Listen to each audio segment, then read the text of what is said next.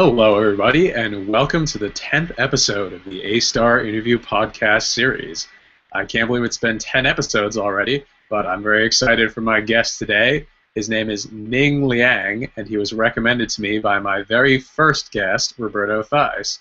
Ning is a co-founder of the Y Combinator-backed startup Rentmetrics, and also one of the three co-creators of HealthSherpa.com, a site that has gotten quite a bit of traffic and notoriety lately for presenting a clean, easy way for anybody to access the healthcare data from healthcare.gov.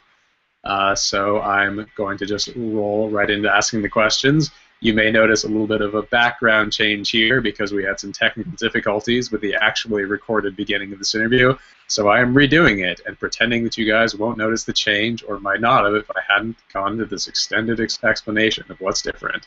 But anyway, Ning, first question. What are you working on now, and why are you working on it?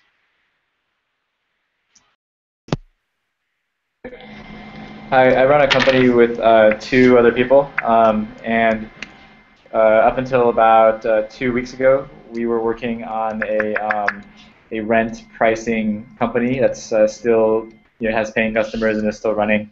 It sets rents for like landlords that have hundreds to tens of thousands of units. The last few weeks, one of our side projects got some media attention, so we've shifted our focus there for at least the next month or two. That company, or that project, is called Health Sherpa, and that's it's basically a really fast, easy to use plan browser for healthcare.gov plans. And the idea there is to provide a better user experience than what healthcare.gov has or had when it launched. And it got some media attention, which is why we shifted over to it. And there's quite a large number of people visiting it every day. So we're just working on making that better right now. I tried using healthcare.gov myself, and it was a pretty agonizing process, so I can definitely see the merit in that. How did you get the idea for Health Sherpa? It was the same experience that you just described. So we were looking at buying plans, seeing what they would cost, and it was very hard to see prices. So that's why we made that browser.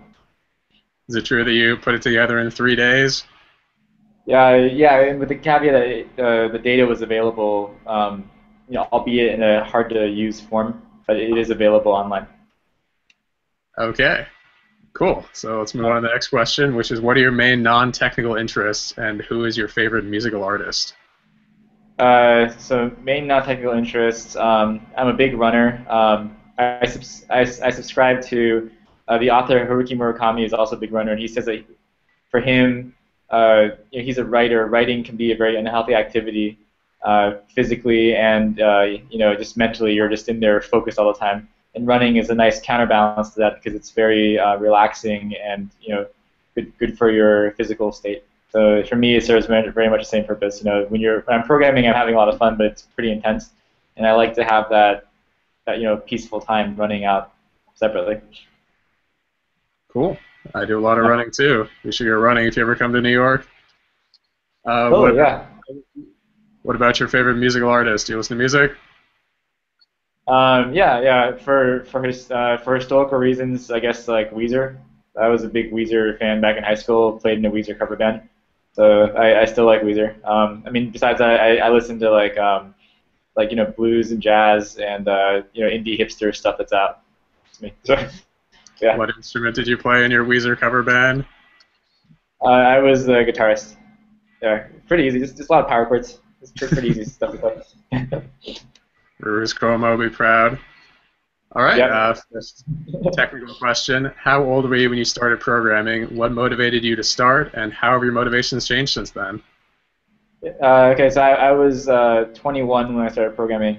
The reason, I started because I was a physics major in college, and I remember that the guys and girls who did really well at research all had a separate skill besides just the physics part. Like, one guy was very good at electrical engineering. Several people were very good at software engineering. When you're in a lab, you have to bring the skill set to build stuff in addition to the physical understanding.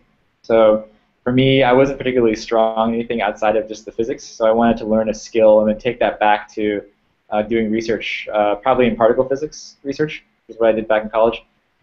So I ended up picking a software engineering as that skill set, and I went to Microsoft to learn that. The exchange was that they basically had a program where you could learn how to program, and you would have to do testing for half the day. You take classes the other half, and you get paid.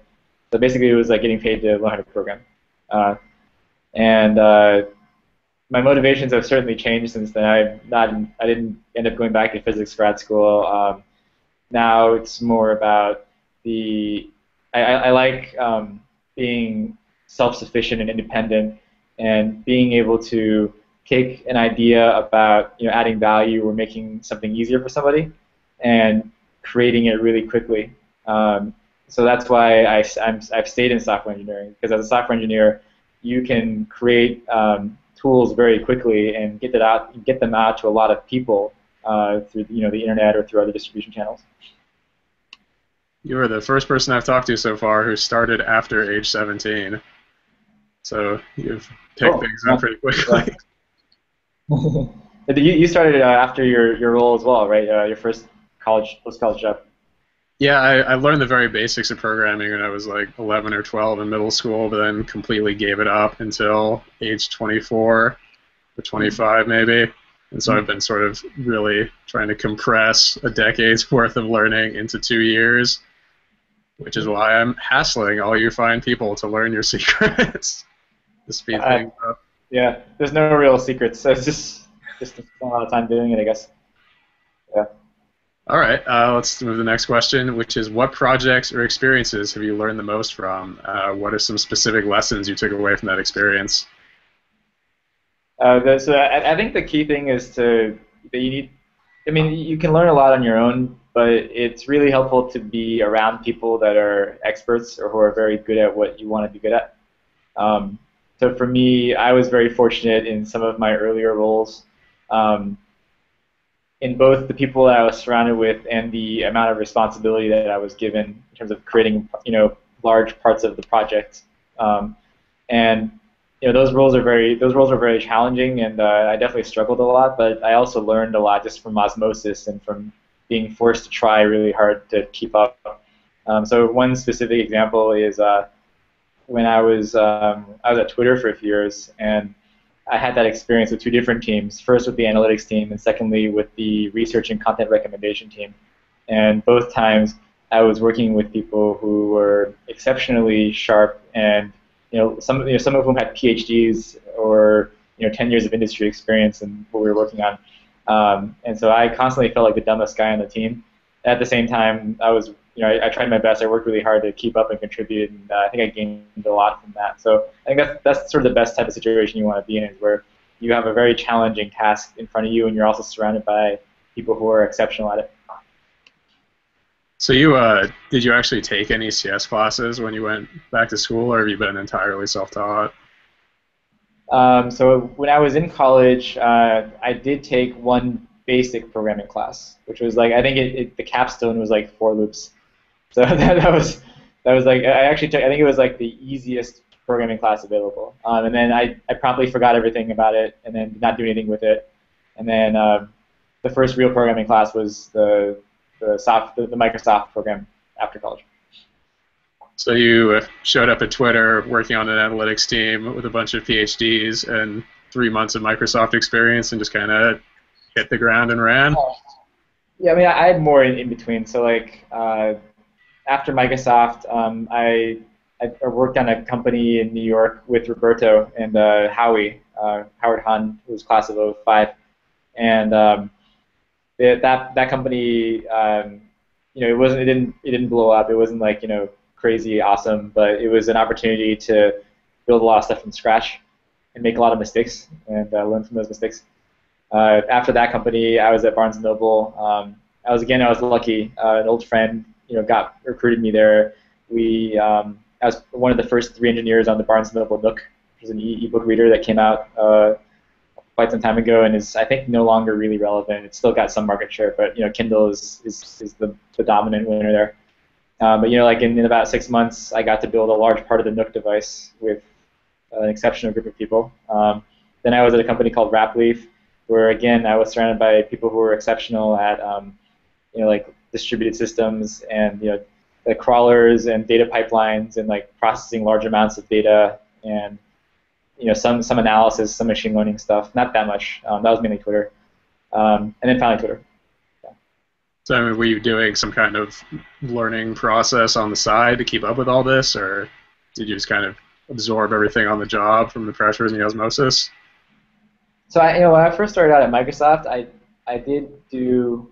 There were some things that I did on my own that were very useful. Like I went through an algorithms textbook outside of the class. I went through a compiler textbook outside of the class. Um, you know, those were useful because you need to have some level of basics before you can start taking on the more advanced stuff. But to be frank, I haven't used a lot of the algorithms stuff, and I haven't used the compiler stuff really at all. Because usually somebody has already built a great library for you to use, right? If you have to do one of those things, and so the majority of it is from, I think, building solutions for specific problems, and then over time, kind of as a software engineer, you build up kind of like an internal library of problems you've fixed before and how to solve them, and also some general principles that you can reapply to new problems. All right. Let's move to the next question, which is, what ongoing developments in technology are you most excited about? I think that the stuff that's happening with making easy to use machine learning and statistics libraries is very exciting. Like I mean, I don't know, I'm not sure if it's new, but like scikit-learn, the Python library, NumPy, that whole environment, that's getting easier and easier to use all the time, and that means that more and more software engineers and companies can use that in what they're doing. Same thing for R. R is getting better every year. It's got thousands of people are adding modules to it and making it better. So I think those are really cool because it's really going to democratize the application of those techniques in many new fields. I think also what's interesting is that processing large amounts of data. Like 4 years ago, 5 years ago, when I was at Rapid and Twitter, we were still writing bare MapReduce jobs and starting to write like cascading jobs, which were in Java, but like data pipelines. And nowadays, you write a pig job or you write a Hive job, and those are just like SQL queries. And it's opening up the looking at large amounts of data to like business analysts at the company that don't program. Right? So that has changed in a phenomenally quick period of time. Any specific applications you're looking forward to all these data processing machine learners building for you? Yeah, I mean, like the big data stuff is not really that crazy for building new stuff for new companies or new applications, mainly because I think it's a very specific set of industries and companies where they have that large amount of data. I think it is interesting because there's a lot of companies that just don't really think about using data at all, and with small data sets even. So if they all start being able to do basic statistical modeling on the data they've accumulated about their customers or whatever, and they can make better decisions about it. That's pretty awesome. Cool. All right, next question. How should we measure how good a technologist is, and what are the key virtues of a technologist or of a solution? I think it depends on the environment. So if it's like a big companies tend to want to have specialists, like people who are very, very good at one thing and experts at that, what they do. If it's a small company, it's more about generalists who can do many things, and it's all in one person's head, so they don't have to have that communication overhead. They can just pull all that stuff together without having to coordinate. So I think it depends on what environment you're in, but those are sort of like the two archetypes that I think are important. Where do you see yourself fitting into that? I used to be more of the big company expert type because all I worked on was data stuff and statistics stuff. But nowadays I'm more of a generalist. I find that there's definitely an 80-20 rule happening in most fields related to software engineering and product development, where you can get most of the basic principles pretty quickly to be productive. So I'm definitely more of a generalist now, and I'm happy about that because I think it makes you more self-sufficient. Like if I were working at a big company and I got the company got downsized, right, laid off, and I were just an expert in only one thing, I'd have to go to another company that needed the exact same type of person, and that would make me very dependent upon working for other people. Whereas, I think I've got enough of a skill set now to be able to build products in lots of different industries from scratch, as long as there's some domain expert to give me some guidance, which makes me much more independent. Well, if you can move from building a rent aggregation site to a healthcare site, that's a pretty good generalist switch. Yeah, yeah. If you can build good user experiences, and you're competent enough on the back end, then the sky's the limit. So speaking of that, so on the solution side, what is it about seeing a section of code or a user interface that makes you say this is a really good solution? Um, I think for user experience, you have to remove yourself from all implementation details. Because I think the reason why a lot of engineers don't do a great job with user experience is because they're starting from the implementation side, so they're thinking, what can I do with what I know, as opposed to like, what is somebody who isn't familiar with the plumbing under the surface, how are they feeling? So you have to kind of take off your engineer hat and put on your like I'm a regular person hat and just like you know try to understand how they would feel. Good stuff. All right, next up. Do you have a personal secret sauce, and what is it about your output that people respond to? I don't think I really have a secret sauce. I think it's just probably the one thing is that I know enough about several different areas to be able to do stuff really fast, and I think that in general, this is actually really the second part of your question. In general, the sooner you can get feedback on what you've built, the faster you can make it better. The faster you can make that feedback loop, the better. So if you can build stuff really fast, which requires being able to do everything from the front to the back, right, and then get feedback really fast, and then immediately, improve your product, you're going to go much faster than, a team of people or a company of people. Right? So you're not the sit in a closet for a year and a half building the perfect product and then dump it on the world type? No, I mean it's very rare that somebody can consistently do that, and if somebody does it once or twice, they probably got lucky. Um, so you need to just try a lot of stuff and throw it out there. All right. Let's move on to the last technical question, which is a new one that I'm trying, but let's see how it goes. So, Ning, keeping in mind everything you've shared so far, please walk me through in detail a difficult problem that you've solved recently. How did you identify the problem? How did you get your head around it? And how did you solve it? Um, I would say that like a lot of times engineers get obsessed with building the perfect solution that's based on a very complex or like novel method. I would encourage people to just it's good to always take a step back and ask if there's an easier way to do something which often doesn't involve coding. So like recently, when we made Health Sherpa, one of the big differentiators we had was that we could give you an estimate for an insurance plan that was specific to your age, and that's important because insurance plans, their premiums differ by how old you are. Right, older people tend to be sicker, so insurance companies charge them more. And at least up until recently, the healthcare.gov website did not give you age-specific premium estimates. So a 60-year-old would see an estimate for a 27-year-old and then get let down when they saw that their price was 3 times what they thought it would be. So for us, the challenge was, okay, so this government, healthcare.gov has released their data. It's got 27-year-old premiums in it. How do we get to per age, every age between 20 and 65 premiums? And the way we ended up solving that was it wasn't that much coding. We just went out and did a lot of reading, and we found, like, I think George found it actually. We found some obscure document.